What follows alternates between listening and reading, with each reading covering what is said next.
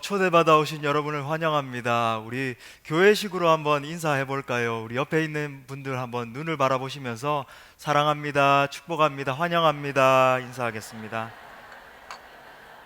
환영합니다. 담임 목사가 젊어서 놀라셨죠? 예, 얼마나 감사한지 모르겠습니다. 여러분 너무 잘 오셨고요.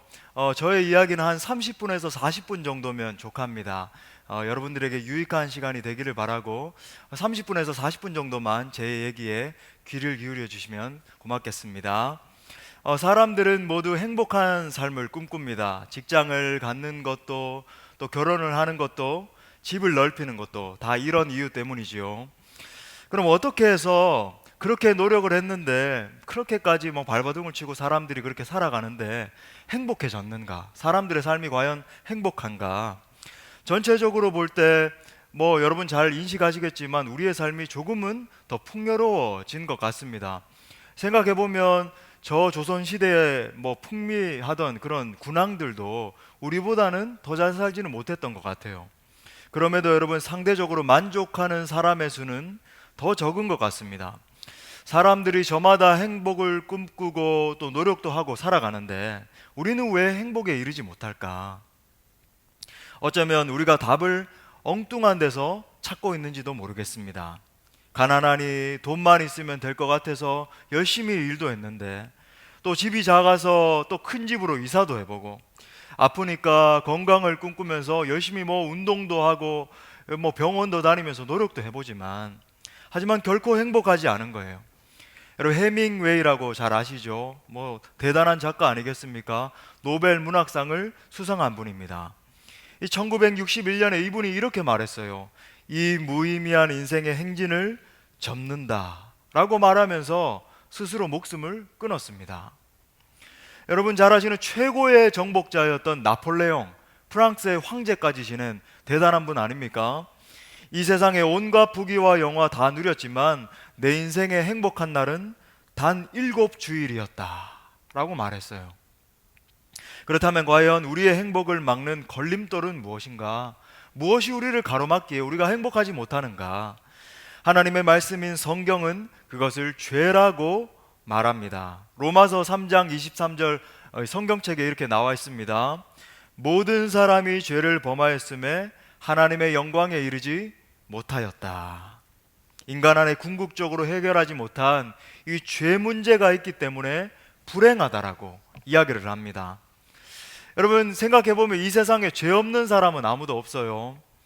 그러니까 오래전 영국의 한 청년이 장난을 한번 쳤다고 합니다. 유명 인사들을 상대로 해서 굉장히 어처구니 없는 그런 장난을 한번 쳤는데 사회 명사들에게 다음과 같이 짧은 이 전보를 쳤다 그래요. 그 내용이 뭐였냐면 모든 것이 들통났다 도망쳐라 였습니다. 그러니까 전보를 보낸 다음 날이 여러분 궁금하지 않습니까? 대부분의 명사들이 부랴부랴 짐을 싸서 도망갔다 그래요. 누구라고 할 것 없이 모두 자기 자신에게 숨겨진 이 죄들이 있었던 것입니다. 그게 탄로날까봐 도망간 거예요. 아마 뭐 모르면 몰라도 지금 뭐 사회 명사들에게 그렇게 이메일을 한번 보내봐도 아마 절반 이상은 다 도망갈 것 같아요. 그죠? 특히 정치인들은 더 할 것 같고. 여러분 잘 아시는 그렇게 고상한 삶을 살고 뭐 사람들에게 추앙을 받는 테레사 수녀도 얼마나 죄가 많았던지 매주마다 그렇게 고해성사를 했다 그래요. 인간은 죄 가운데 태어나서 죄 때문에 고통당하다가 허덕이다가 그 죄값으로 죽어서 지옥에 갑니다. 그 어떤 것도, 그 어떤 고매한 철학이라 할지라도, 우리가 뭐 어떤 대단한 선행을 한다 할지라도, 심지어 종교도 인간 불행의 뿌리인 이 죄를 해결하지 못하는 거예요. 성경은 죄 문제를 해결받지 못한 모든 인간은 영원한 형벌이 있을 거라고 말하고 있습니다. 그렇다면 우리의 질문은 이것이죠. 이 문제에 대한 답은 없는가? 답은 없는가? 하나님은 이런 인생을 불쌍히 여기셨습니다. 불쌍히 여기셨어요. 그래서 자기 아들 예수님을 보내셔서 우리 죄를 대신해서 십자가를 지게 하셨습니다. 오늘 읽은 요한복음 3장 16절이 이 복음 중에 복음이라 그러거든요. 우리 다시 한번 읽어보겠습니다. 시작. 하나님이 세상을 이처럼 사랑하사 독생자를 주셨으니 영생을 얻게 하려 하심이라. 아멘. 여러분, 우리가 왜 예수님 믿고 교회에 나가야 되는지 아십니까? 부자 되려고요? 아니면 뭐 더 한번 건강해져 보려고요? 아니면 세상에서 출세하려고? 아닙니다. 물론 예수님을 잘 믿으면 이런 복도 주어지는 게 사실이에요. 하지만 이것이 전부가 아닙니다. 인간 행복의 최대 걸림돌인 죄 문제 해결함 받기 위해서예요. 예수님은 인생의 문제, 인생의 이 죄 문제를 해결하시고 치료자 되시는 그런 분이십니다. 여러분, 우리 한국에 막 힐링 열풍, 웰빙 열풍이다 해서 뭐 열풍이 많잖아요. 사람들이 한번 내 이 많은 이 뱃살을 한번 빼보겠다 그래가지고, 여러분 요즘 뭐 젊은이들 많이 하는 필라테스라고, 그죠? 그건 한 번 하는데 뭐 2만 원이 넘는다 그러네요. 그러니까 뭐 한 달 동안 막 30만 원, 40만 원을 내고 배를 오므렸다가 폈다가 뭐 난리를 치지만 이 뱃살이 들어가나요, 여러분? 먹고 싶은 거는 더 많아지고. 여러분, 하지만 진짜 치료자는 우리 예수님이십니다. 초상집 같은 인생이 여러분 정말 예수님을 만나면 잔치집으로 바뀌어지게 돼요. 이번 축제를 통해서 꼭 이 좋은 예수님을 만나고 돌아갈 수 있기를 바랍니다. 제가 정말 여러분들 한 분 한 분을 이렇게 초청한 이유예요. 여러분, 정말 여러분에게 식사도 대접하고 옆에 계신 분들이, 그죠? 선물도 드리고 정말 이렇게 정성스럽게 모신 이유입니다.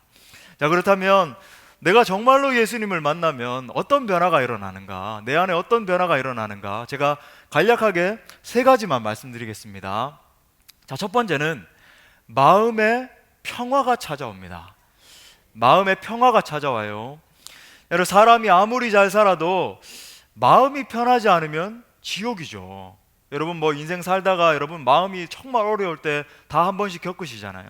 마음이 편치 않으면요, 돈이 얼마나 많아도, 내가 세상에서 뭐 얼마나 승승장구해도 소용이 없어요. 성경에서 그 유명한 다윗 왕이, 영어의 데이빗, 그죠? 이 다윗 왕이 이렇게 말했습니다.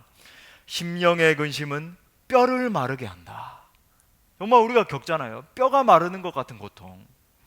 그런데 여러분, 현대인들 가운데 이 평화를 잃어버리고 사는 사람들이 너무 많습니다.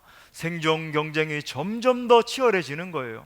뭐 명태다 조태다 해가지고 지금 이제 100세 시대인데 어떻게 하면 이제 노후를 갖다가 이렇게 잘 준비해야 되는가, 사람들이 막 떨면서 그렇게 준비를 하고, 경제 사정도 점점 더 악화되면서 뭐 올해는 뭐 심지어는 뭐 경제 성장률이 2%도 채 되지 않을 것이다, 뭐 이런 소문이 들리면서 우리가 정말 힘들고, 여러분, 그렇다 보니까 사람들이 마음의 평강을 잃어버리는 이런 현상들이 점점 더 짙어져 가고 있는 겁니다. 갖가지 스트레스로 인한 질병이 크게 늘어가고 있어요. 얼마나 사람들이 정말 불안했으면은 점집을 찾고 부적을 갖다가 뭐 지갑에도 넣고 베개 머리맡에도 이렇게 넣고 온 집에 부적을 붙이고, 심지어 여러분, 그죠? 염주를 갖다가 운전재 치렁치렁 이렇게 감고 시야가 보이지 않을 정도로, 뭐 더 두껍게 하면은 자기 자신이 더 잘 보호받는다, 뭐 이런 말이 있더라고요. 그러고 다니고, 그래 놓고도 여러분 잠을 자지 못해 가지고 수면제를 뭐 7알 8알씩 먹는 분들도 계시더라고요. 보니까 안타까운 것은 그 부적 써준 사람도 지금 죽을 지경인데 얼마나 어리석은 일입니까? 그런데 여러분, 예수님을 만나면 마음의 평화가 찾아옵니다. 여러분, 제가 이거 하나는 정말 보장드릴 수 있는데, 예수님을 나의 구주, 나의 하나님으로 이렇게 모셔드리면요, 받아들이면 이 마음의 평강이 거의 즉각적으로 찾아옵니다. 여러분, 이건 정말 보장드릴 수 있는 거예요.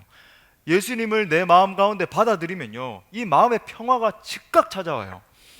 여러분, 예수 잘 믿는 분들이 이렇게 보면요, 세상 사람들하고 좀 표정이 다르잖아요. 그러니까 앞에 있는 임재흥 목사 표정을 보니까 어떤 것 같습니까? 얼굴이 환하죠? 제가 어둡습니까? 예, 마음의 평강이 찾아와요. 정말 그래요. 예수님을 정말로 믿으면요, 그냥 가짜로 믿는 거 말고, 교회만 왔다 갔다 하는 신자 말고 진짜 예수님을 만난 분들을 보면 마음이 이 얼굴이 환해요. 예. 어려움의 상황이, 인생을 살다 보니까 어려움의 상황도 조금은 다칠 수 있지만 그걸 뛰어넘는 힘이 있거든요. 예. 여러분, 이 마음의 천국은 어떤 천국보다 소중합니다. 마치 물 만난 물고기처럼 생기가 넘치게 되는 거예요.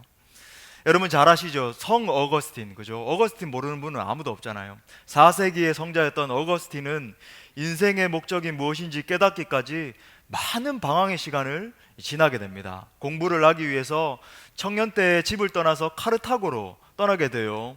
로마의 철인이었던 이 키케로, 시세로라고 하죠. 시세로를 막 연구하고 또 신플라톤주의를 깊이 있게 연구를 합니다. 또 심지어 친구의 권유에 따라서 이단이었던 마니교에 빠져보기도 하고, 또 가장 절친한 친구의 죽음 앞에서 인생의 허물을 뼈저리게 느끼고, 또한 방탕하게 사는 자기 자신의 모습을 바라보면서 깊은 회의를 느끼기도 해요. 그러던 어느 날 성경에 있는 이 로마서를 읽다가 하나님을 인격적으로 만나서 새 사람이 됩니다. 어거스틴이 회심한 이후에 그 유명한 여러분 고백록, 여러분 인문 고전으로도 유명한 그 고백록 아시죠? 이 고백록에서 이렇게 기록합니다. 하나님, 당신을 위해 우리를 창조하셨으므로 우리 마음이 당신 안에서 안식을 얻기까지는 평안이 없나이다. 그의 말처럼 모든 사람 속에는 하나님이 계셔야 되는 고유한 자리가 있어요. 여러분 정말 우리의 마음 가운데는요, 하나님이 계셔야 되는 고유한 자리가 있습니다.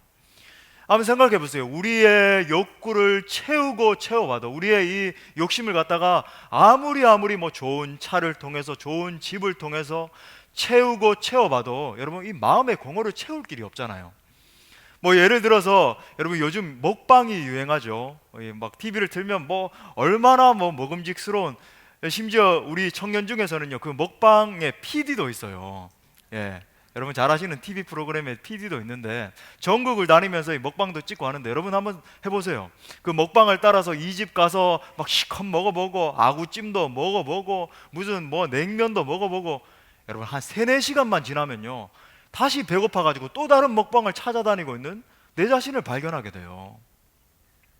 여러분 내 안에 행복이 없으면 어디에서도 행복을 찾을 수 없습니다. 가정에서도 행복을 찾을 수 없고, 행복하지 않으니까 자꾸 다른 사람에게 그 탓을 하는 거예요. 그러다 보니까 분란이 일어나고, 직장에서도 행복을 찾을 수 없고, 교회에서도 찾을 수 없는 겁니다.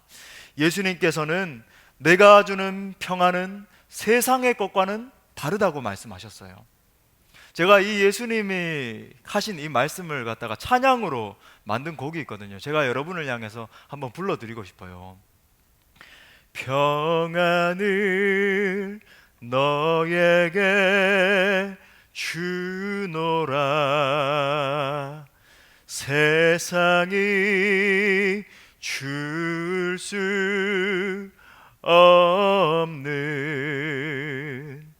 세상이 알 수도 없는 평안, 평안,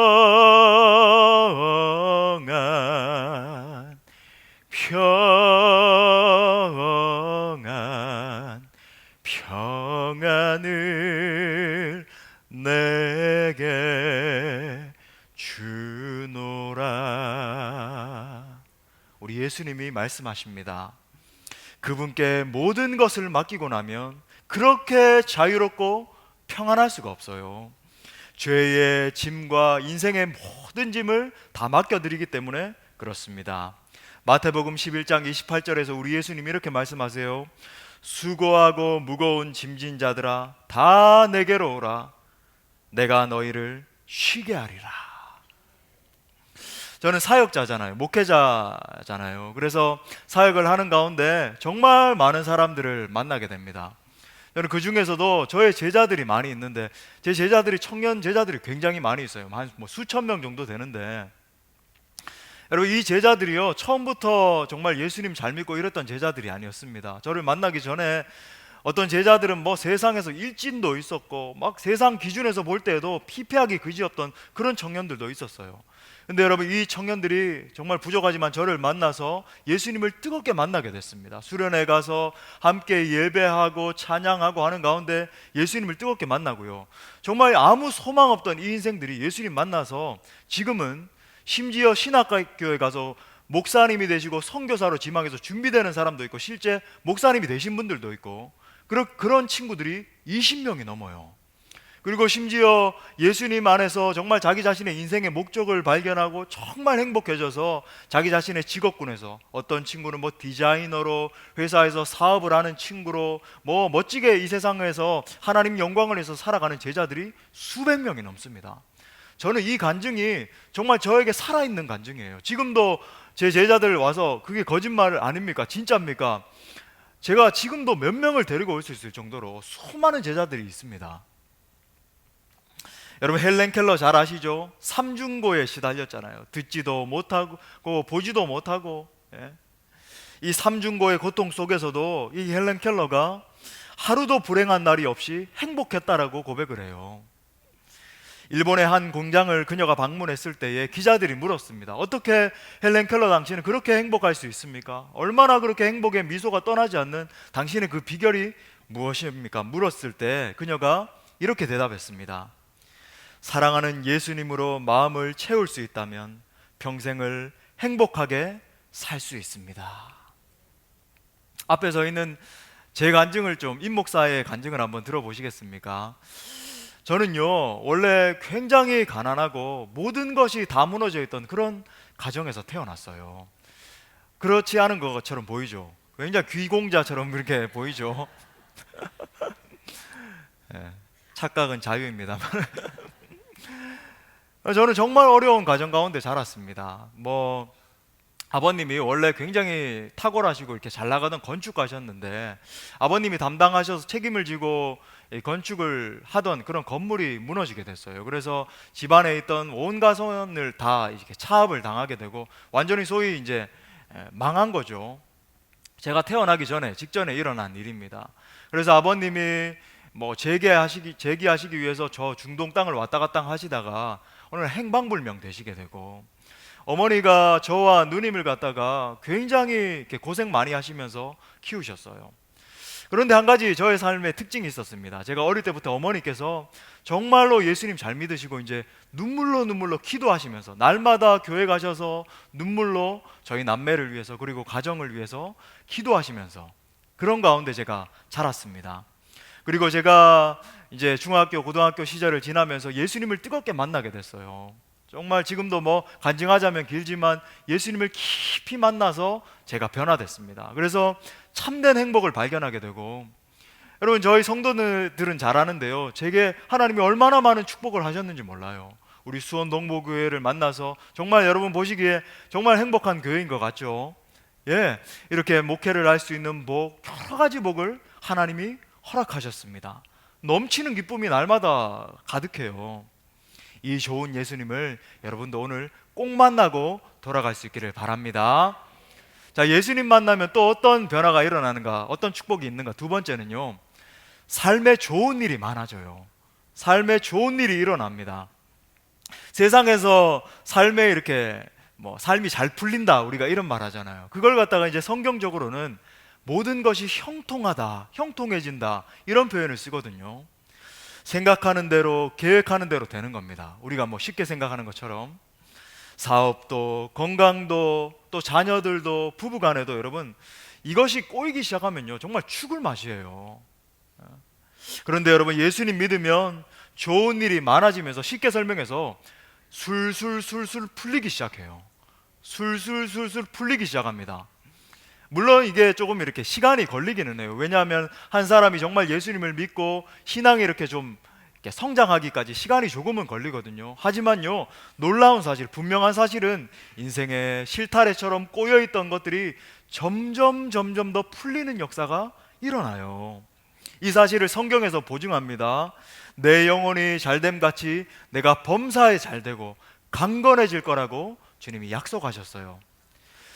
여러분 한번 깊이 한번 생각해 보십시오. 모든 인생은 행복하고 싶지만 원대로 뜻대로 잘 되지 않습니다.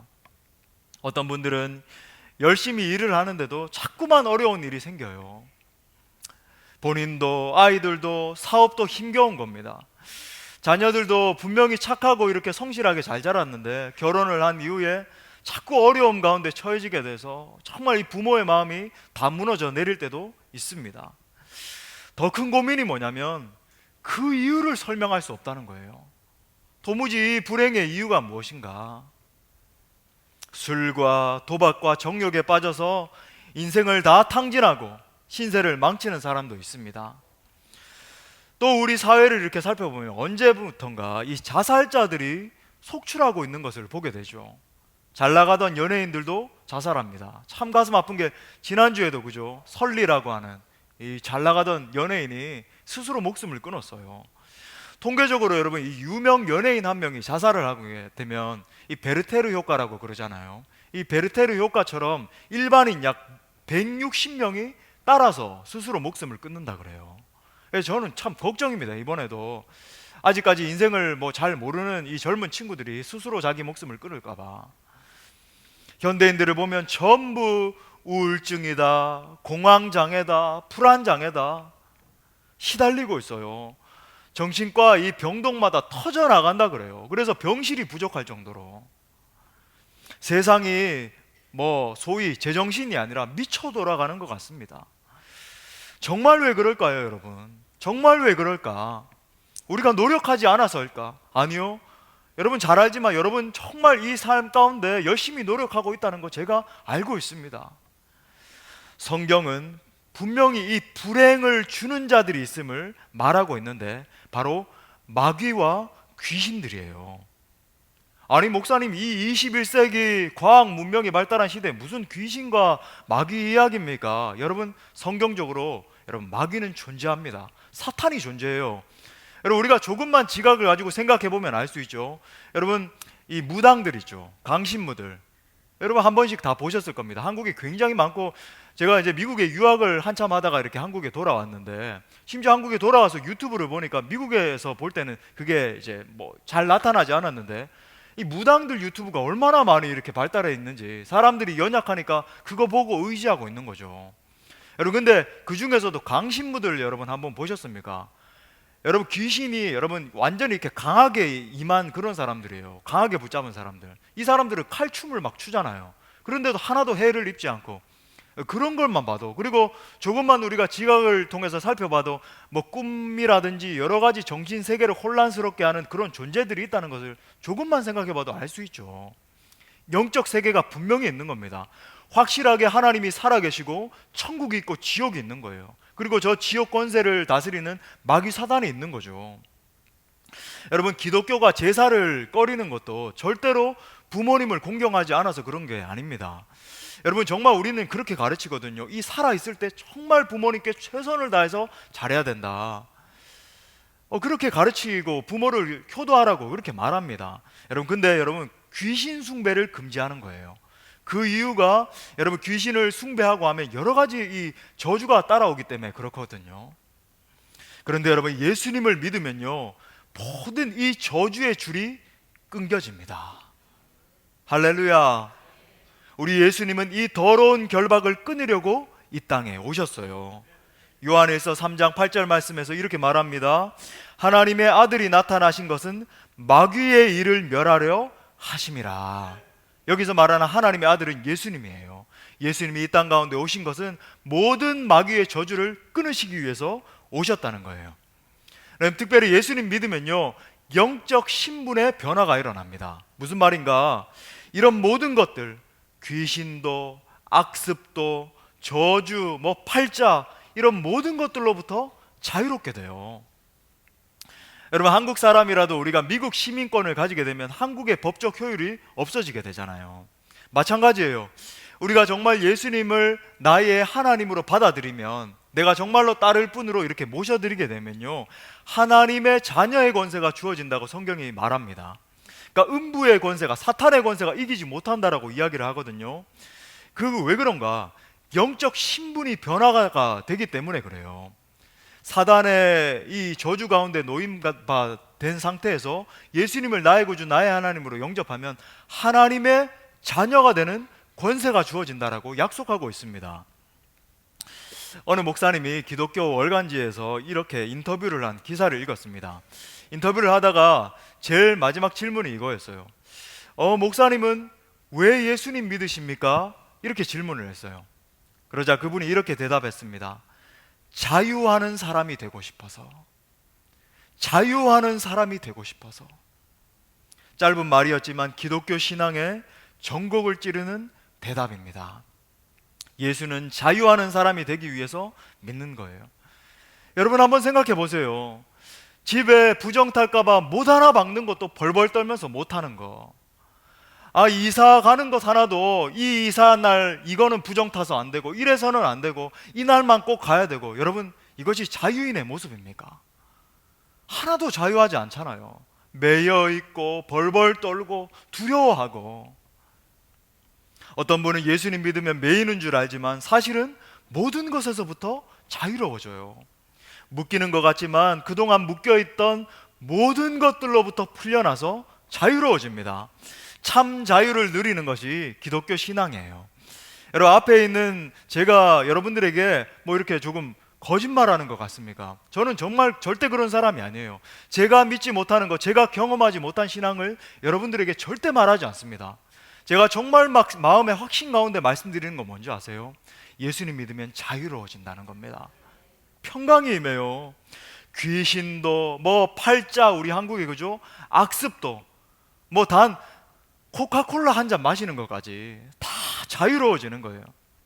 그래서 여러분, 예수님 믿으면은 국가도 개인도 잘 살게 됩니다. 여러분, 지구상에 뭐 우리가 이제 통계적으로 약 180개 국가 그러는데, 뭐 작은 나라들까지 하면요, 저 섬나라 뭐 이런 데까지 다 하면은 약 230여 개 국가가 있다 그래요. 그 중에 선진국은 약 30개 국가입니다. 그 가운데 여러분, 놀라운 사실이 뭔지 아세요? 28개 국가가 기독교 국가입니다. 예외는 일본하고 싱가포르 정도인데, 여러분 싱가포르도 지금 대부흥이 일어났어요. 뭐 City Harvest Church라고 해서 뭐 거기는 몇만 명이 모이는 교회도 있고 그렇습니다. 여러분, 우리 한국이 정말 어려웠었잖아요. 여러분 아시는 것처럼 120년, 130년 전에 여러분 잘 아시는 언더우드 선교사님, 아펜젤러 선교사님, 언더우드 선교사님 아시죠? 저 연세대학교와 세브란스 병원 세문안교회 이렇게 세우신 그런 분들, 또 토마스 선교사님 이렇게 오셔서 복음을 전하시기 전에 얼마나 우리나라가 가난했나요?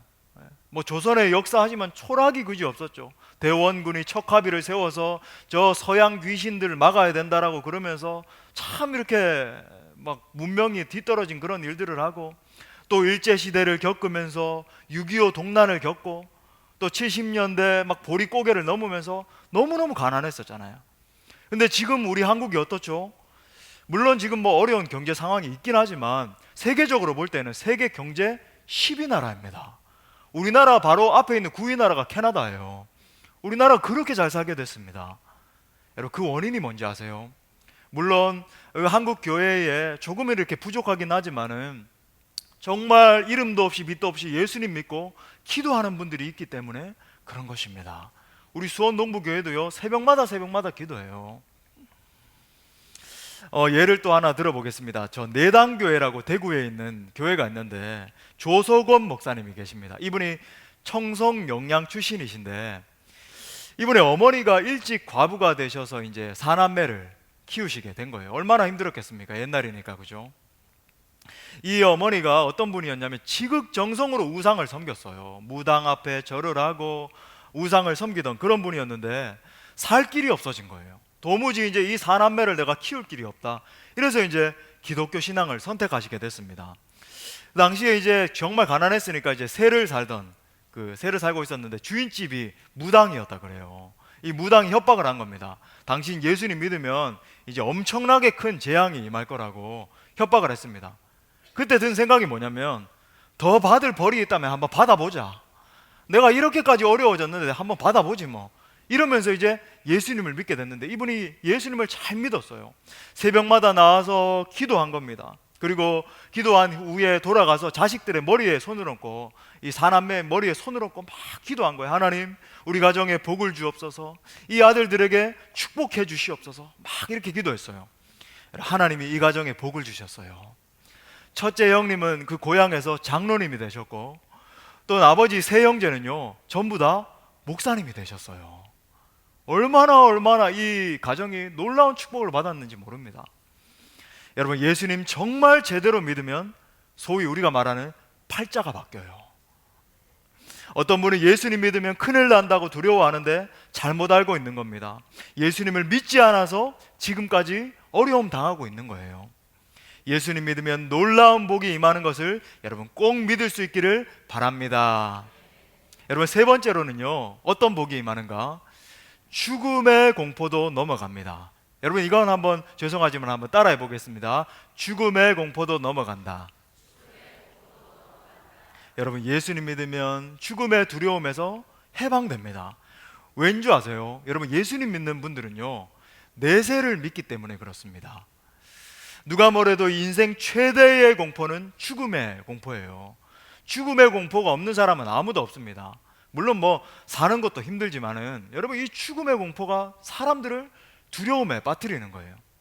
탐 하워드라고 하는 분은 죽음 앞에 있는 우리는 코브라 앞에 암탉과 같다라고 말했습니다. 코브라 앞에 암탉이 있는 거예요. 금방 이제 삼켜져서 완전히 뭐 죽을 운명 아니겠습니까? 벌벌 떨고 있는 거죠. 죽음이 삼켜버린 연약한 인생은 아무것도 남기지 않고 비참하기 이를 데 없어요.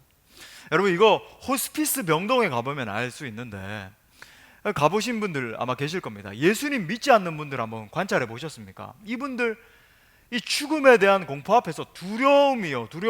소위 두려움의 영이 완전 사로잡혀 있어요. 공포에 떨고 있습니다. 언제 죽을지 몰라서.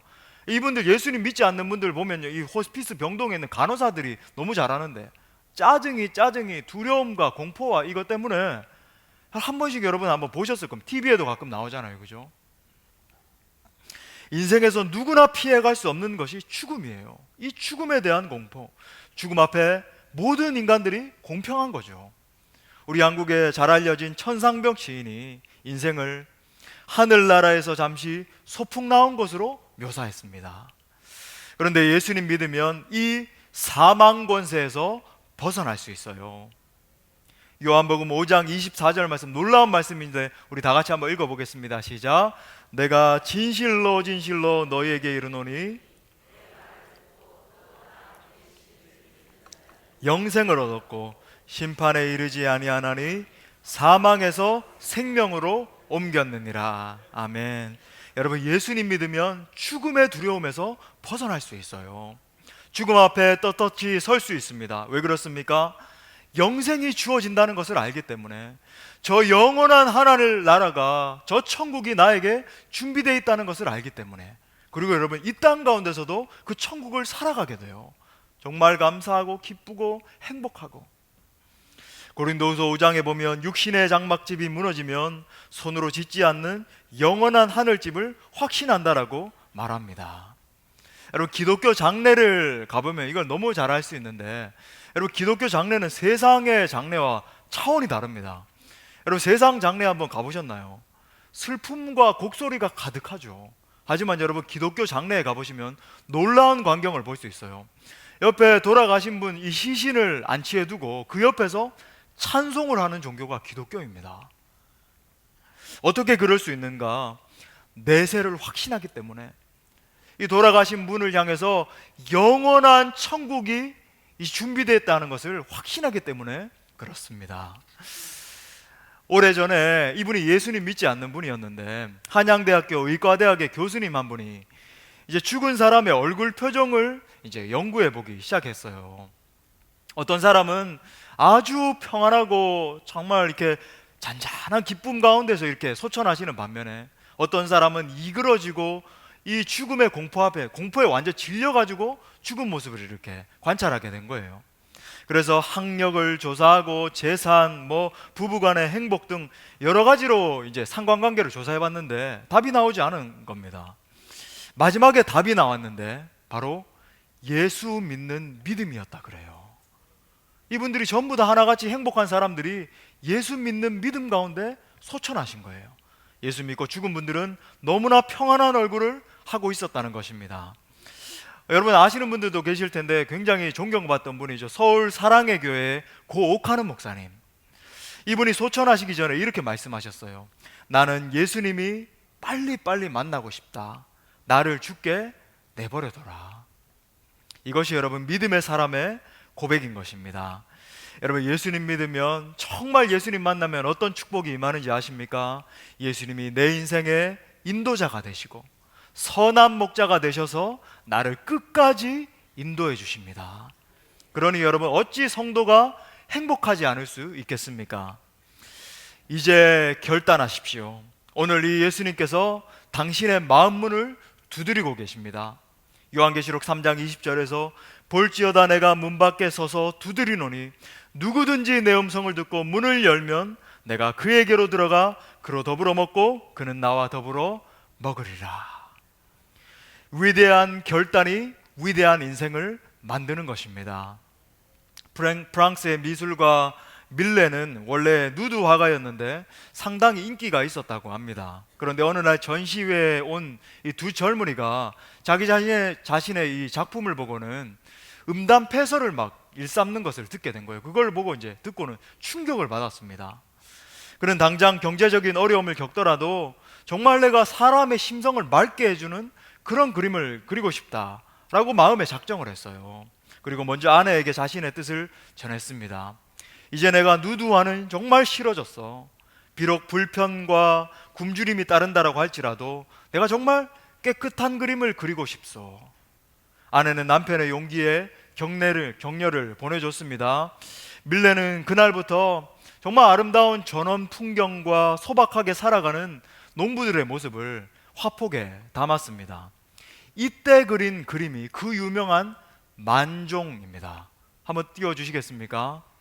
예, 이 그림이에요. 목가적인 풍경 속에서 부부가 정말 이렇게 열심히 일하고 서 있는 그 모습, 아름다운 모습을 그리기 시작했어요.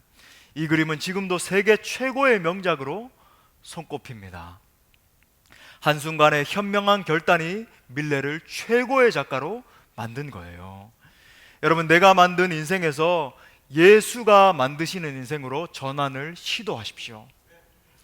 평판이 좋지 않은 식당이 있었습니다. 음식 맛이 정말로 형편이 없었고 식탁 위에는 음식 찌꺼기가 나들굴기 일쑤였어요. 청소도 엉망이고 조명마저도 정말 어두침침하고 형편없는, 또 조명업원들은 2명이 있었는데 얼마나 불친절하게 짝이 없는지 사람들이 이 종업원 얼굴만 봐도 막 이렇게 불쾌해지는 그런 식당이었어요.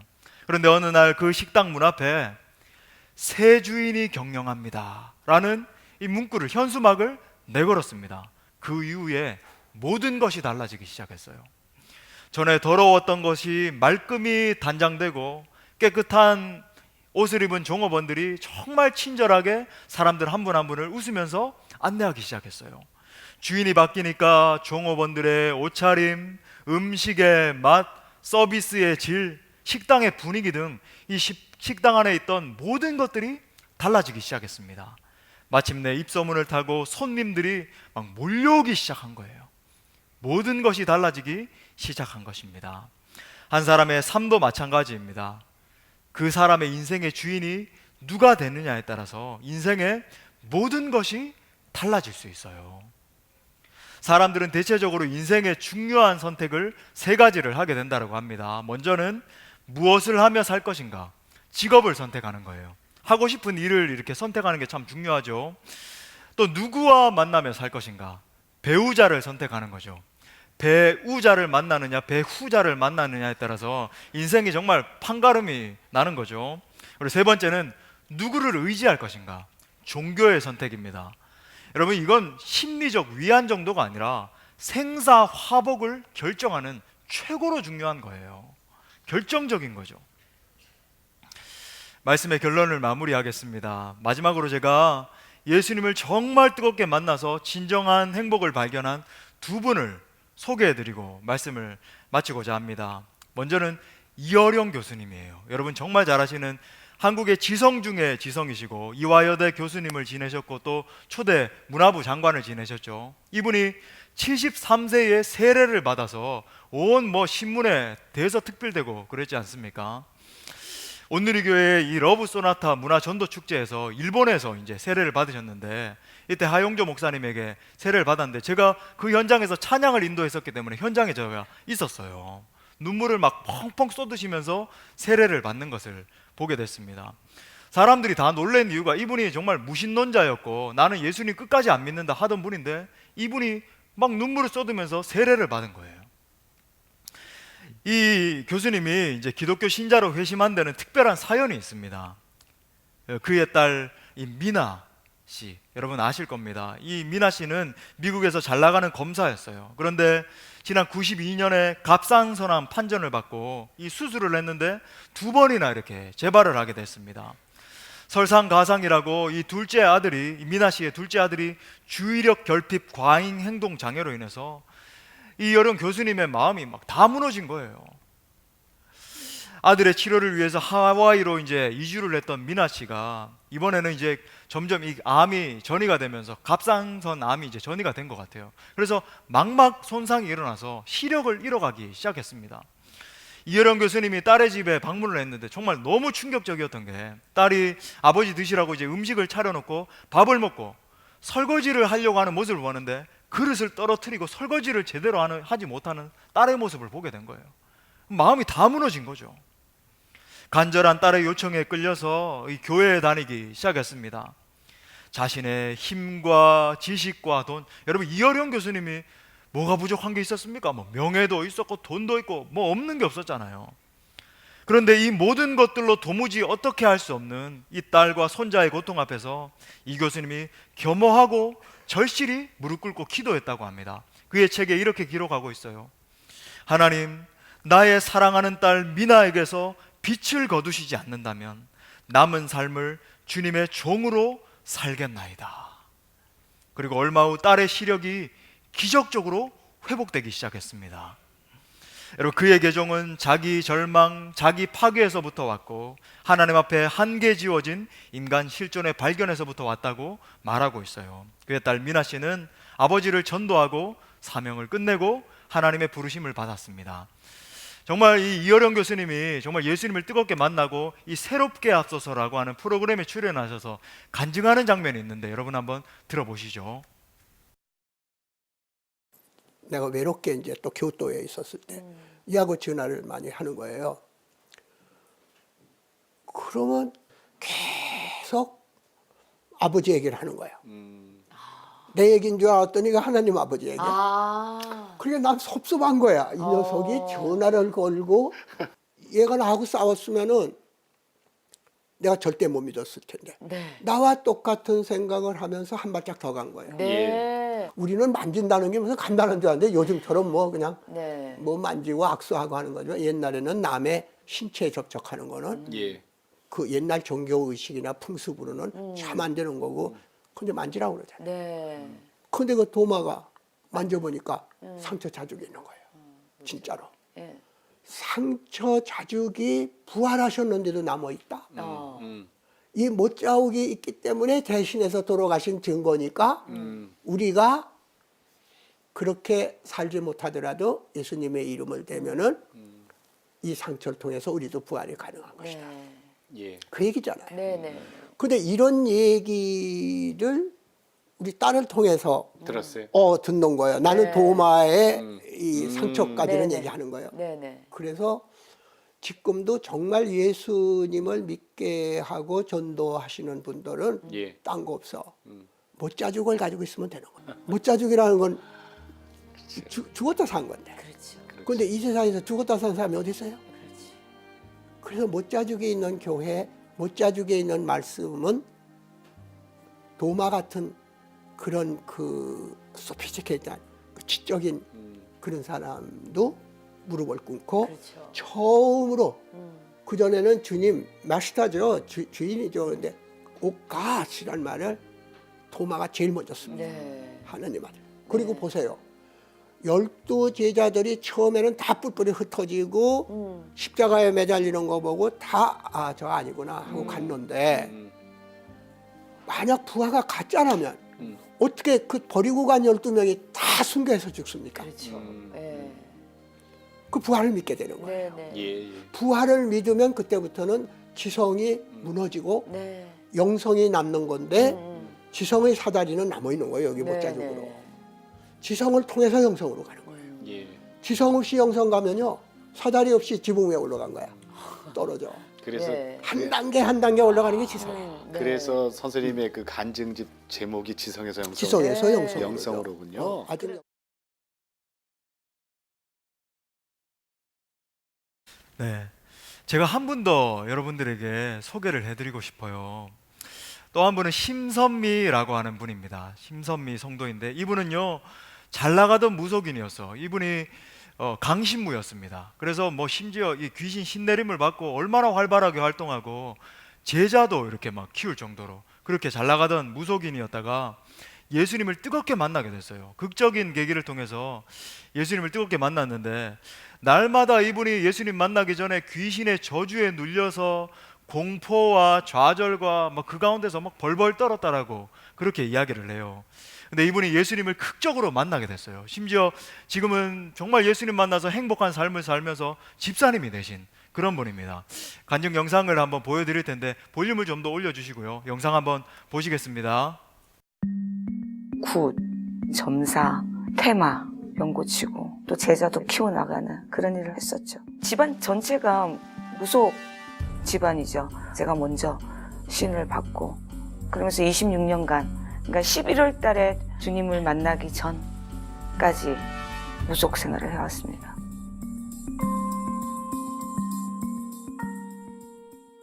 끔찍했죠. 힘들었죠.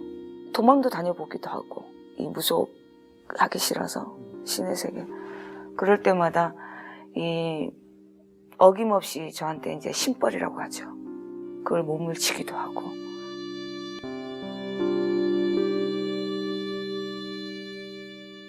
혼자 이제 바위에서 기도를 하고 있는데 기도 다 끝나고 일어서는 순간에 바위에서 큰 십자가가 광채를 내면서 저를 바라보고 있었어요. 그때 제가 다리에 힘을 풀리면서 정말 아무 생각이 안 났었어요. 이게 뭐지? 너무 놀래서 혼자 고민을 하다가 가만히 집에 있다가 그냥 무의식적으로 TV를 틀었어요. 제가 TV를 트는데 이제 계속 아무 생각 없이 그냥 채널만 돌리고 있는데 CTS 콜링갓 그거 하는 프로가 나왔었어요. 그래서 전화를 누르기 시작했어요. 근데 진짜로 마지막 통화 콜링가 브라임방 목사님하고 통화가 된 거예요. 갑자기 목사님이 저 말하는 걸 따라하라고. 그래서 그대로 따라했거든요. 따라했는데 갑자기 뭔가 확 끌어올리면서 제가 눈물이 그렇게 또 나는 거예요. 그러면서 제 인생은 거기부터 시작된 거예요. 주님을 만난 게 그때부터 저는 시작이 됐었어요. 네, 이제 마지막 전화 하나 받아보겠습니다. 여보세요? 여보세요? 안녕하세요. 반갑습니다. 저는 무속인이에요. 기도하면서 십자가가 보이고 하나님 계시라는 게 느껴져요. 할렐루야, 할렐루야. 저희 죄를 용서해 주시고 하나님의 자녀로 받아주세요. 하나님의 자녀로 받아주세요. 이 순간부터 영원토록 이 순간부터 영원토록 오직 예수님만을 오직 예수님만을 저희 주님과 주시니까 구세주를 올려드립니다. 구세주를 올려드립니다.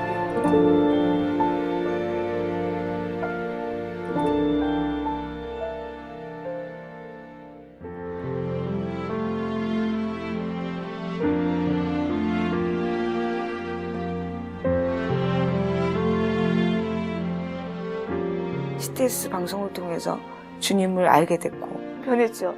완전히. 그 세계에 있었을 때는 정말 너무너무 칙칙하고 어두웠다면 같이 거룩해진다는 느낌, 아름다워진다는 느낌. 그래서 너무 좋았어요. 너무 좋고 지금. 그리고 너무 행복해요. 한 사람 한 사람 만날 때마다 얘기해주고 싶어요. 주님이 살아계시다는 거.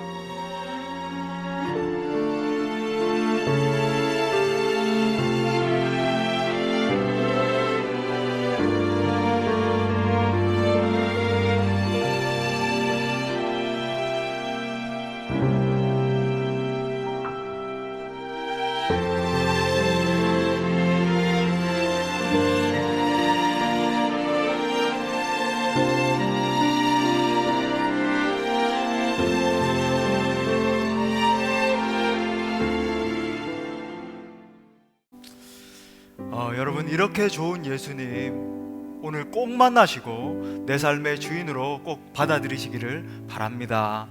여러분 더 늦기 전에요. 오늘 이 시간 예수님의 프로포즈를 받아들이십시오. 진정한 행복을 주시는 예수님을 내 삶의 주인으로 영접하십시오. 여러분 정말 여러분들에게 자유를 주시려는 그분의 초청입니다.